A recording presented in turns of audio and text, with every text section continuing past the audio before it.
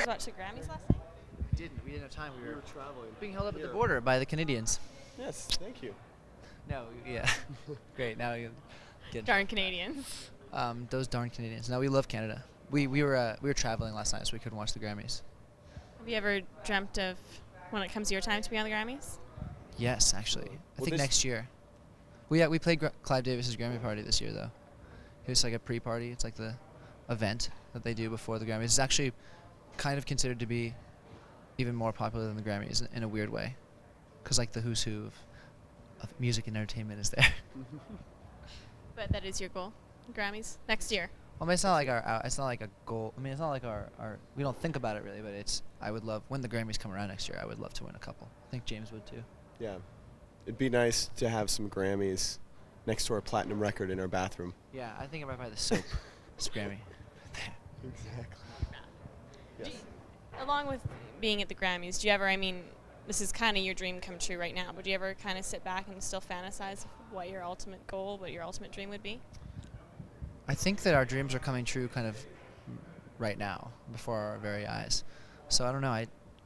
I think we're always very satisfied, but at the same time a little bit dissatisfied with where we are because we always want to be that much more further along. So I don't know. I wake up every morning and I can't believe I'm not dreaming. So This last week in particular was sort of surreal because we were back in LA and the Grammys were going on and all this stuff happened. You know, like we played at this party, in front of like in the table in front of me was like P. Diddy, Jay-Z, Missy Elliott, Sting, Dave Matthews was there. So that was kind of surreal. And then the day before that, finding out that our record went platinum, that was definitely surreal. On the 10th year anniversary of the band, we get that I saw news. Stevie Wonder perform live at the House of Blues, who's my biggest hero in the world. So this has been a pretty intense couple days. Wow. Did you get to meet him? No. Unfortunately, I did not get to meet Stevie. But I'll meet Stevie someday. He and I'll hang out, write some music, talk about the good old days. So I'm taking that was your most interesting or most memorable encounter this year? Probably, yeah. That whole day was just like a surreal dream. We loved it. We're talking about dreams a lot today, aren't we? It's cool.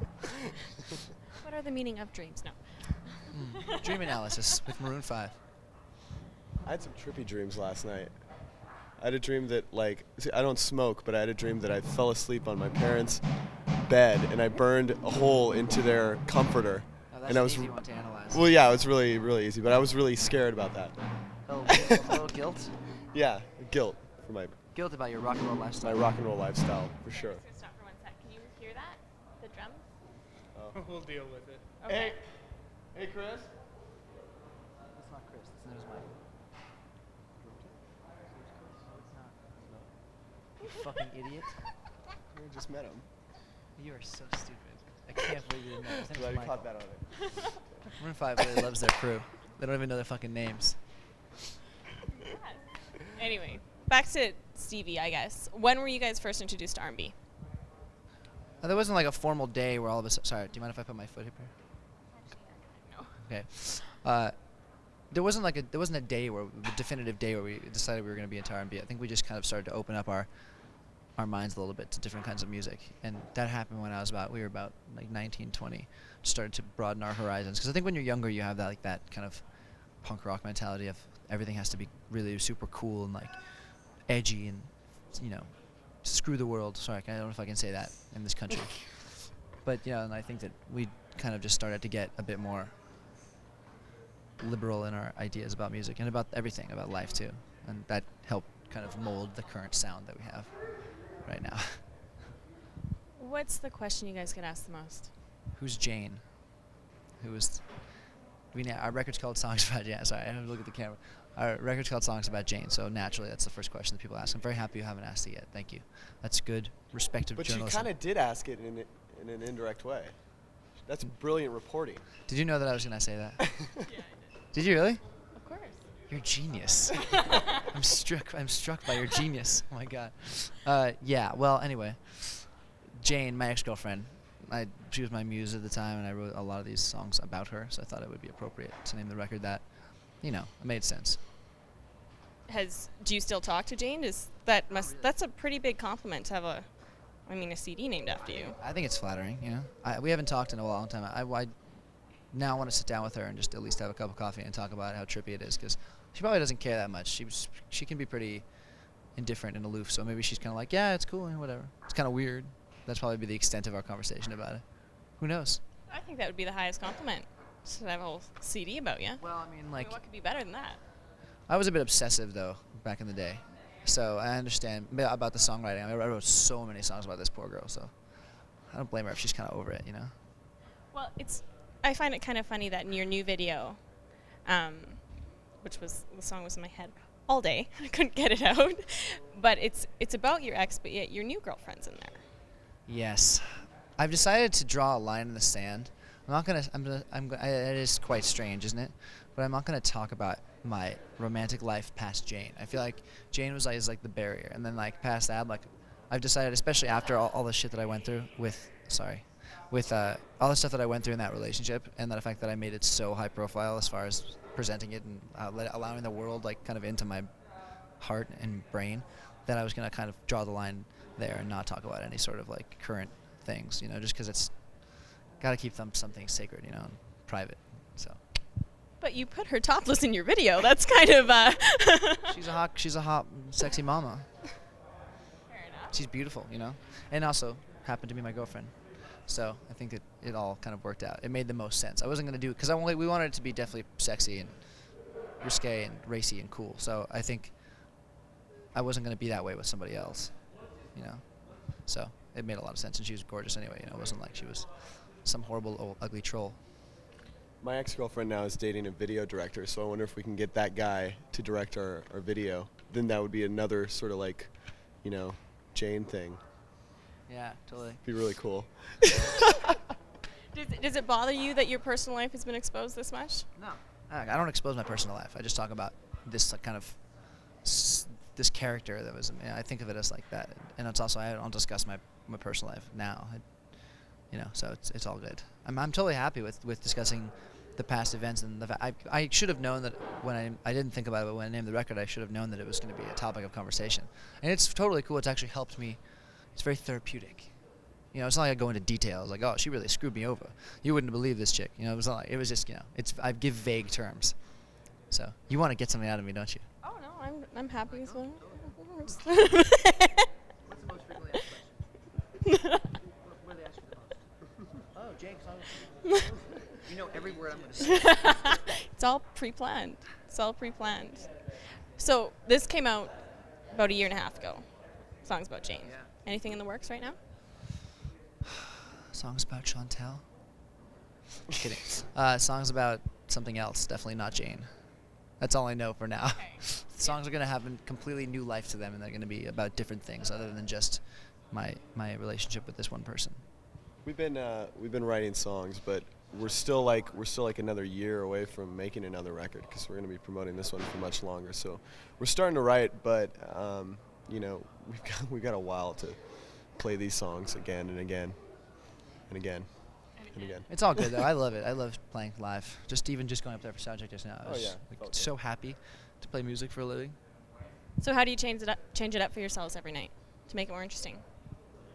Just focus on I think we just focus on different elements of our performances. You know, just keep it fresh. I don't think about what the songs mean really anymore. Everyone's like, "Oh my God, I just feel so sorry for you. You have to talk about Jane all the time." I'm like, I'm not talking about Jane anymore. I'm talking about how I feel now. You can kind of parlay it into something else as you move through life. We switch the setup to keep it fresh. We throw in new songs that we're working on every once in a while. Sometimes we'll go back and throw in something old that we haven't played for a long time, and then we'll also rotate in some different covers every once in a while too. So we try and because sometimes people in a particular region will come to multiple shows, so we don't want them to see the same show every night. Because we're like the Grateful Dead.